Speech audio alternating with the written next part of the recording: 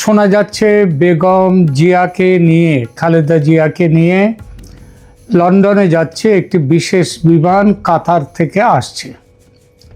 তো এই বিমানে লন্ডনে কে যাচ্ছেন, বেগম জিয়া নাকি তার মৃতদেহ? এবং সেই সঙ্গে আলোচনার বিষয়, সত্য ফাঁস হওয়ার ভয়ে বেগম জিয়ার চিকিৎসায় ভারতের সহায়তা নেওয়া হয়নি, এই অভিযোগ দুটো।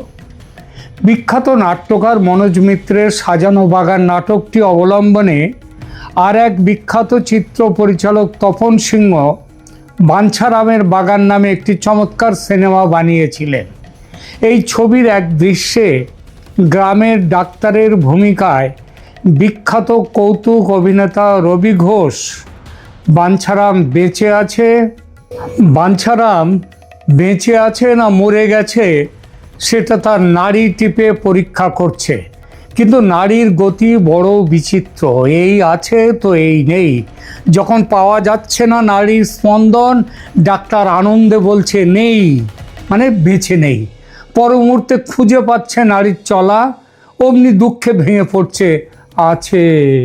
পর মুহূর্তে আবার নেই এবং আছে, এই আছে এই নেই। এই দেখে জমিদার মশাই, যিনি বাঞ্ছারামের মরে যাওয়ার জন্যে যিনি খুব চেষ্টা করছিলেন, তিনি বললেন, তুমি নাড়ি দেখছো না কই মাছ ধরছো ডাক্তার?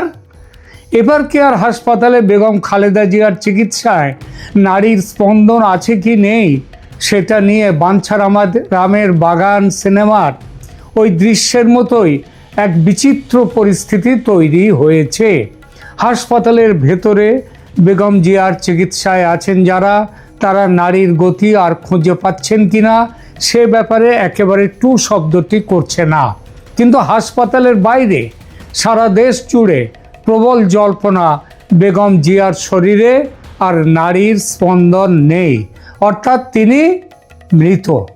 এই কথা যে শুধু আমজনতা বলছে তা নয়, বিএনপির নেতারাও, এমনকি বড় একজন নেতা, প্রাক্তন সেনাকর্তা এবং সাবেক সাংসদ, অসম্ভব রকমের খালেদা জিয়ার ভক্ত, অবসরপ্রাপ্ত মেজর আখতারুজ্জামান তো একেবারে জোরে সোরে একের পর এক সাক্ষাৎকারে বলছেন একথা যে দেশনেত্রী খালেদা জিয়া আর বেঁচে নেই। তিনি আবার দেশনেত্রী নন, তিনি দেশমাতা, এই কথাটা বলেন। হাসপাতালে চিকিৎসা হচ্ছে, ইঞ্জেকশন ফোড়া হচ্ছে তার মৃতদেহে, এটাও পর্যন্ত বলেছেন আখতারুজ্জামান। একটা লক্ষণীয় বিষয় হলো, বিএনপির মির্জা ফখরুল আলমগীর সহ অন্য বড় নেতারা যারা আছেন ঢাকায় কিংবা বাংলাদেশে, তারা বেগম জিয়ার শারীরিক অবস্থা নিয়ে একটি শব্দ কেউ বলছেন না। সবাই আশ্চর্যজনকভাবে চুপ, মুখে কুলুপ এঁটেছেন। এতে মৃত্যুর জল্পনা আরও ডানা মেলছে। আর সরকারও এ ব্যাপারে মুখে কুলুপ। প্রথম দিকে মেডিকেল বুলেটিনে যা জানা গিয়েছিল সেটা ছিল এরকম, বেগম খালেদা জিয়া গুরুতর অসুস্থ। তারপরের বুলেটিনে অবস্থার উন্নতি নেই, তারপর অবস্থার অবনতি, মানে প্রথমে গুরুতর অসুস্থ অবস্থায় হাসপাতালে এলেন, পরের বুলেটিনে অবস্থার উন্নতি নেই, তারপর অবস্থার আরও অবনতি, তারপর থেকে অবস্থার পরিবর্তন নেই, আর কোনো বুলেটিন নেই। ব্যাপারটা তাহলে কি দাঁড়ালো সেটা কি বলার দরকার আছে? এসবের ফলে মানুষের মনে যদি এই বিশ্বাস দৃঢ় হয় যে বেগম জিয়া আর বেঁচে নেই, তাহলে কি মানুষকে খুব একটা দোষ দেওয়া যায়? গতকাল এই ব্যাপারে আমি একটি ভিডিও করেছিলাম, গত পরশু করেছিলাম। সেই ভিডিওতে আমি যেখানে আমার সবাই কমেন্টস দিয়েছেন, সেই কমেন্টসে বেশিরভাগ কমেন্টস, কয়েকশো কমেন্টস, তার মধ্যে বেশিরভাগ কমেন্টসে হচ্ছে তারা বলেছেন যে খালেদা জিয়া মারা গেছেন কয়েকদিন আগে, কিন্তু এই সরকার সেটা প্রচার করছে না। এই সন্দেহ আরও দানা বেঁধেছে আরেকটি ঘটনায়।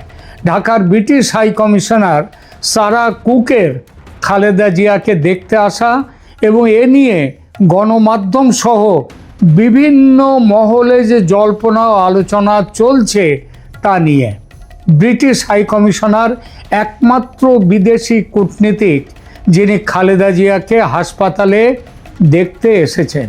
এটি স্বাভাবিকভাবেই রাজনৈতিক ও কূটনৈতিক মহলে বিশেষ জল্পনা তৈরি করেছে। দেখুন, আমেরিকা দেখতে এলে সেটা নয় বুঝতাম, তার একটা কারণ আছে।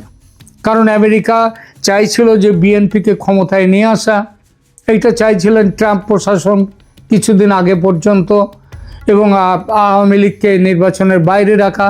তাদের সেই অবস্থার পরিবর্তন ঘটেছে। সেই ঘটার প্রেক্ষিতে তাহলে যদি আমেরিকার যে মানে ইউএস হাই কমিশনার ঢাকায় তিনি যদি আসতেন তবে একটা কথা ছিল, কিন্তু এসছেন কে ব্রিটিশ হাই কমিশনার। এটি স্বাভাবিকভাবেই রাজনৈতিক ও কূটনৈতিক মহলে বিশেষ জল্পনা তৈরি করেছে। কেন তিনি এলেন? যেসব কথা চলছে তা হলো সারা কুকের এই হাসপাতাল ভিজিট নিয়ে যেসব কথা চলছে তার মধ্যে সবচেয়ে গুরুত্বপূর্ণ হলো খালেদা জিয়া বেঁচে আছেন কি না সেটা নিয়ে সরেজমিনে তদন্ত করা। কারণ হঠাৎই ইউনূস সরকার চেষ্টা শুরু করেছে উন্নত চিকিৎসার জন্য বেগম জিয়াকে কাতারের বিশেষ বিমানে করে লন্ডনে নিয়ে যাবেন। যদি লন্ডনে যাওয়ার পর সেখানকার ডাক্তাররা দেখেন যে তিনি আর বেঁচে নেই, তাহলে নিয়ে যাওয়ার সময় পথের মধ্যে তার মৃত্যু ঘটেছে বলা যাবে। তখন ইউনূস সরকারকে কাঠগড়ায় দাঁড় করানো যাবে না। এটা ইউনূস সরকারের পরিকল্পনা। এই পরিকল্পনার পেছনে আরেকটি ছেদ যুক্তি দেওয়া হয়েছে। সেটা হলো তারেক রহমান যেহেতু বাংলাদেশে আসতে পারছেন না এবং পারবেন না বলে জানিয়েছেন বিশেষ কিছু কারণের জন্য, সেটা আর এখানে বললাম না, তখন মাকে নিয়ে যেতে হবে তার কাছে। কথায় আছে মোহাম্মদ পর্বতের কাছে না গেলে পর্বতকেই মোহাম্মদের কাছে আসতে হয়, অনেকটা সেরকম। কিন্তু এখানে আবার ফ্যাসাদে পড়েছে ব্রিটিশ সরকার। জীবিত মানুষকে লন্ডনে নিয়ে যাওয়ার নিয়ম আছে, তাতে কোনো বাধা নেই, কিন্তু মরা মানুষ কেন যাবে? যদি খালেদা জিয়া ব্রিটিশ নাগরিক হতেন এবং ঢাকায় তার ইন্তেকাল হতো তাহলে সেই দেহ ব্রিটেনে নিয়ে যাওয়া যেত। কিন্তু এখানে ব্যাপারটা তো তা নয়। খবরে প্রকাশ বেগম জিয়ার চিকিৎসায় চীনা ডাক্তারদের সঙ্গেও ব্রিটিশ ডাক্তাররাও আছেন। হাই কমিশনার সারা কুক তাদের সঙ্গে যোগাযোগ করে খালেদা জিয়া বেঁচে আছেন কিনা সেটা যাচাই করতে চেয়েছিলেন। কিন্তু ওই ব্রিটিশ চিকিৎসকরা অফিসিয়ালি যতক্ষণ না মেডিকেল বোর্ড মৃত ঘোষণা করছে তারা কিছুই বলতে পারেন না, বলবেনও না। সেটা নিয়ম বিরুদ্ধ, আইন বিরুদ্ধ। সুতরাং বাধ্য হয়ে নিজেই হাসপাতালে এসে যাচাই করতে চেয়েছেন British high commissioner Sarah Cook. তিনি নাড়ি পরীক্ষা করতে পারেন কিনা জানা যায়নি অবশ্য, তবে নাড়ি পরীক্ষাটা তো খুব একটা গম্ভীর বা কঠিন কোনো বিষয় তা তো নয়। একটুখানি আর তাদের মতো মানুষ, তারা একটু এইসব নিশ্চয়ই তার কোনো অভিজ্ঞতা আছে, না থাকলেও হয়তো শিখে নিয়েছেন। আর এই ভিজিটের পর তিনি ব্রিটিশ সরকারকে কি গোপন রিপোর্ট পাঠিয়েছেন সেটাও কিন্তু বাইরে প্রকাশ পায়নি, সাংবাদিকদের মুখোমুখিও হননি তিনি। তবে এটা ঠিক যে হাই কমিশনের দেখা করার বিষয়টি বেগম জিয়ার বেঁচে না থাকার জল্পনাকে আরও উস্কে দিয়েছে। কূটনীতিকের এই পদক্ষেপের মাধ্যমে অনেকে মনে করছেন যুক্তরাজ্য সরকার নিশ্চিতভাবেই এই তথ্যটি যাচাই করতে চেয়েছে, তার জন্যই সারা কুক এসছেন। সারা কুকের এই সফর তাই নিছকই একটি সৌজন্য সাক্ষাৎ নয়, বরং খালেদা জিয়া বেঁচে আছেন কিনা, বাংলাদেশের রাজনৈতিক পরিস্থিতি এবং একটি অবাঞ্ছিত রাজনৈতিক ষড়যন্ত্রের মধ্যে ব্রিটিশ সরকারকে পড়তে হচ্ছে কিনা, এই সব কিছু মিশেলে একটি গুরুত্বপূর্ণ ঘটনা, কূটনৈতিক ঘটনা হিসেবে বিবেচিত হচ্ছে। আর নিজেদেরকে সেফ সাইডে রাখবার জন্যে British high commissioner Sarah Cook সেখানে এসছেন সরেজমিনে তদন্ত করতে। যদি তিনি তদন্ত করে রিপোর্ট দেন যে তিনি আর বেঁচে নেই, বেঁচে থাকার সম্ভাবনা নেই, তাহলে ব্রিটিশ সরকার নিশ্চয়ই অন্য কোনো উপায় খুঁজবে যাতে ডেড বডি সেখানে না যেতে পারে। এই প্রসঙ্গে আরেকটি গুরুত্বপূর্ণ প্রশ্ন উঠেছে। ভারতের প্রধানমন্ত্রী নরেন্দ্র মোদী 1 ডিসেম্বরে এক্সপোস্টে বলেছিলেন খালেদা জিয়ার, প্রাক্তন প্রধানমন্ত্রী খালেদা জিয়ার চিকিৎসার জন্য সব রকমের সাহায্য দিতে ভারত প্রস্তুত, কিন্তু ভারতের কোনো সাহায্য নেওয়া হলো না। চীন থেকে ডাক্তার এলো, ব্রিটেন থেকে ডাক্তার এলো, কিন্তু ভারতের ডাক্তার নেই।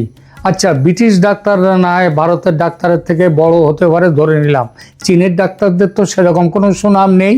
তাহলে কেন বরং ভারতীয় ডাক্তারদের সুনাম দেশে বিদেশে সর্বত্র?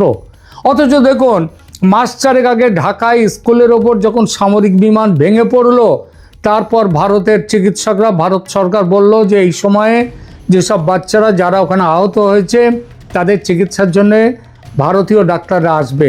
সেদিন কিন্তু সরকার আমন্ত্রণ জানিয়েছিল ভারতীয় ডাক্তারদের। এবার খালেদা জিয়ার চিকিৎসায় ভারত যখন বলল যে এরকমভাবে আমরা পাঠাতে পারি, আমাদের চিকিৎসকদের সব রকম সাহায্য, তখন ভারত বাদ। খালেদা জিয়ার মৃত্যু সংবাদ গোপন রাখতেই কি ভারতের সাহায্য নেওয়া হলো না? এই প্রশ্ন কিন্তু উঠছে। খালেদা জিয়ার দল বিএনপি ভারতের প্রধানমন্ত্রীর প্রস্তাবকে স্বাগত জানিয়ে তাকে ধন্যবাদ দিয়েছে ঠিকই, কিন্তু সাহায্য গ্রহণের ব্যাপারে কিছু বলেনি কেন? কিছু বলছেও না কেন? বাংলাদেশের ইউনূস সরকারের পাঠানো হেলিকপ্টার চক্কর কাটছে হাসপাতালের মাথায়। খালেদা জিয়াকে তার শারীরিক অবস্থা এমন যে হাসপাতাল থেকে শাহজালাল বিমানবন্দর পর্যন্ত বা রাস্তা দিয়ে যাওয়ার ক্ষমতা তার নেই, তার শরীরে নেই। যদি ধরে নেওয়া হয় তিনি বেঁচে আছেন, তাহলে সেই ক্ষমতাটুকু তার নেই। আরও একটা সম্ভাবনা আছে, সেটা হচ্ছে বাইরে প্রকাশ্যে নিয়ে যেতে গেলে তার নানা রকম ফটো উঠে যাবে এবং সাংবাদিকরা ছেঁকে ধরতে পারে। যদিও বাংলাদেশের সংবাদ মাধ্যম এখন তো সরকার যা বলবে তার বাইরে একটা কথা বলবে না। সুতরাং তার অবস্থা, শরীরের অবস্থা বিবেচনা করেই নাকি এই ব্যবস্থা নেওয়া হয়েছে যে, এবং সেই সাথে সাথে সাংবাদিকদের অবাঞ্ছিত যার নজরদারির থেকে বাঁচার জন্যেই হাসপাতাল থেকে বিমানবন্দর পর্যন্ত হেলিকপ্টারের ব্যবস্থা। আচ্ছা বলুন তো, হাসপাতাল থেকে বিমানবন্দর পর্যন্ত এই সামান্য পথটুকু যেতে যদি হেলিকপ্টার লাগে, তাহলে এমন রোগিনী, সিরিয়াস রোগিনী, ধরে নিলাম তিনি এখনও বেঁচে আছেন, তাহলে তিনি কিভাবে লন্ডন পর্যন্ত যাবেন? বেঁচে থাকা না থাকার প্রশ্ন উঠবে না যে লন্ডন পর্যন্ত যাওয়ার ধকল তিনি সহ্য করবেন কি করে? নয়াদিল্লির সরকারি মহলের ভেতরের জল্পনা এই যে ডিসেম্বরের 1 তারিখে নরেন্দ্র মোদীজি যখন এক্স স্যান্ডেলে চিকিৎসার সহায়তার প্রস্তাব দিচ্ছেন, তখনই বেগম জিয়া হয়তো পৃথিবীতে আর নেই, তার বেঁচে না থাকার সম্ভাবনা, তিনি হয়তো তার আগেই মারা গেছেন।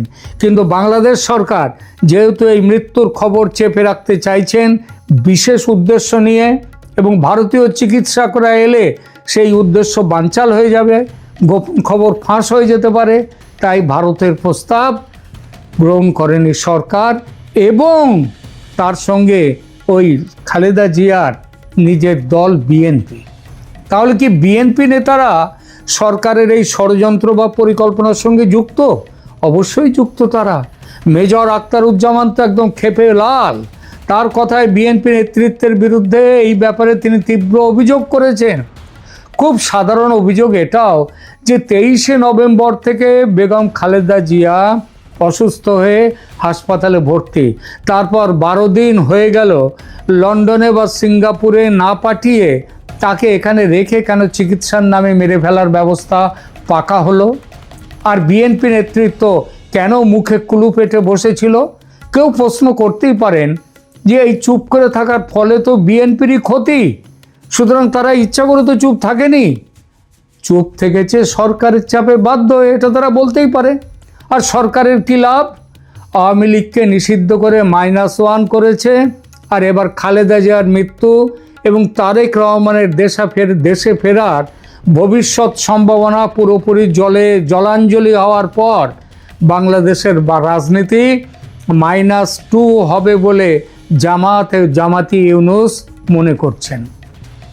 আওয়ামী লীগকে দাবিয়ে রাখা যাবে না, সুতরাং -2 এর কথা ছেড়ে দিন। আওয়ামী লীগ ফিনিক্স পাখির মতো ফিরে আসবে, ঠিক ফিরে আসবে, এটা দেখবেন।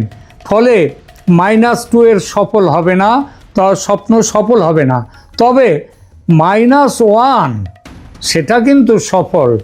সেই -1টিকে -1 মানে বিএনপি। খালেদা জিয়ার